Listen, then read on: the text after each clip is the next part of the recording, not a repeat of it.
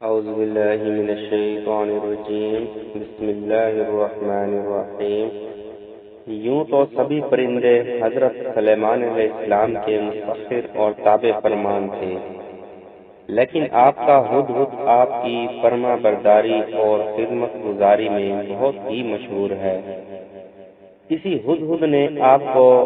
ملک سبا کی ملکہ بلقیس کے بارے میں خبر دی تھی کہ وہ ایک بہت بڑے تخت پر بیٹھ کر سلطنت کرتی ہے،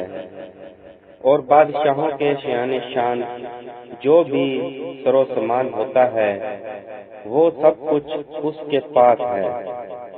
مگر وہ اور اس کی قوم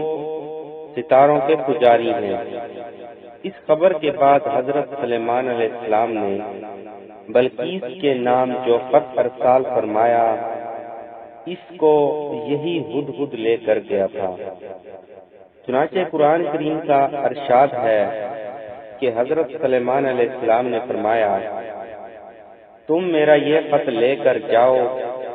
اور ان کے پاس یہ خط ڈال کر پھر ان سے الگ ہو کر تم دیکھو کہ وہ کیا جواب دیتے ہیں۔ چنانچہ ہدہد خط لے کر گیا اور بلقیس کی گود میں اس خط کو اوپر سے گرا دیا۔ اس وقت اس نے اپنے گرد امرا اور ارکان سلطنت کا مجمع اکٹھا کیا، پھر خط کو پڑھ کر لرزہ براندام ہو گئی اور اپنے اراکین سے یہ کہا،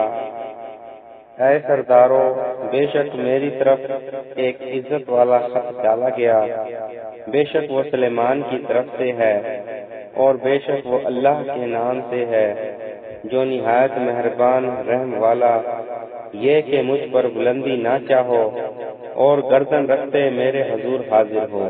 خط سنا کر بلقیس نے اپنی سلطنت کے امیروں اور وزیروں سے مشورہ کیا، تو ان لوگوں نے اپنی طاقت اور جنگی مہارت کا اعلان و اظہار کر کے حضرت سلیمان علیہ السلام سے جنگ کا ارادہ ظاہر کیا۔ اس وقت عقل مند بلقیس نے اپنے امیروں اور وزیروں کو سمجھایا کہ جنگ مناسب نہیں ہے، کیونکہ اس سے شہر ویران اور شہر کے عزت دار باشندے ذلیل و خوار ہو جائیں گے۔ اس لیے میں یہ مناسب خیال کرتی ہوں کہ کچھ ہدایہ و تحائف ان کے پاس بھیج دوں، اس سے امتحان ہو جائے گا کہ حضرت سلیمان علیہ السلام صرف بادشاہ ہیں یا اللہ عز و جل کے نبی بھی ہیں۔ اگر وہ نبی ہوں گے تو ہرگز میرا ہدیہ قبول نہیں کریں گے، بلکہ ہم لوگوں کو اپنے دین کے اتباع کا حکم دیں گے، اور اگر وہ صرف بادشاہ ہوں گے تو میرا ہدیہ قبول کر کے نرم ہو جائیں گے۔ چنانچہ بلقیس نے 500 غلام، 500 لونڈیاں بہترین لباس اور زیوروں سے آراستہ کر کے بھیجے، اور ان لوگوں کے ساتھ 500 سونے کی اینٹیں اور بہت سے جواہرات اور مشک و عنبر اور ایک جڑاؤ تاج ماں ایک خط کے اپنے کاسد کے ساتھ بھیجا۔ ہدہد سب دیکھ کر روانہ ہو گیا اور حضرت سلیمان علیہ السلام کے دربار میں آ کر سب خبریں پہنچا دی۔ چنانچہ بلقیس کا قاصد جب چند دنوں کے بعد تمام سامانوں کو لے کر دربار میں حاضر ہوا تو حضرت سلیمان علیہ السلام نے غضبناک ہو کر قاصد سے فرمایا کیا مال سے میری مدد کرتے ہو تو جو مجھے اللہ نے دیا وہ بہتر ہے اس سے جو تمہیں دیا، بلکہ تمہیں اپنے تحفہ پر خوش ہوتے ہو،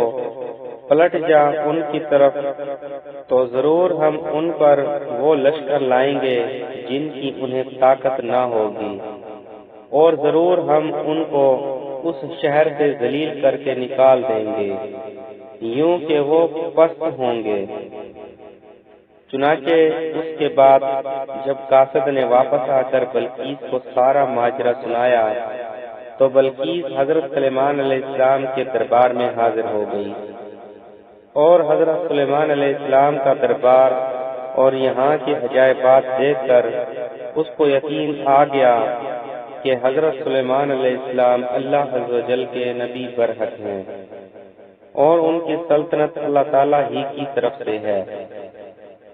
حضرت سلیمان علیہ السلام نے بلقیس کو اپنے دین کی دعوت دی تو اس نے نہایت ہی اخلاص کے ساتھ اسلام قبول کر لیا۔ پھر حضرت سلیمان علیہ السلام نے بلقیس سے نکاح کر کے اس کو اپنے محل میں رکھ لیا۔ اس سلسلے میں ہدہد نے جو کارنامے انجام دیے وہ بلا شبہ عجائبات عالم میں سے ہیں، جو یقیناً حضرت سلیمان علیہ السلام کے معجزات میں سے ہیں۔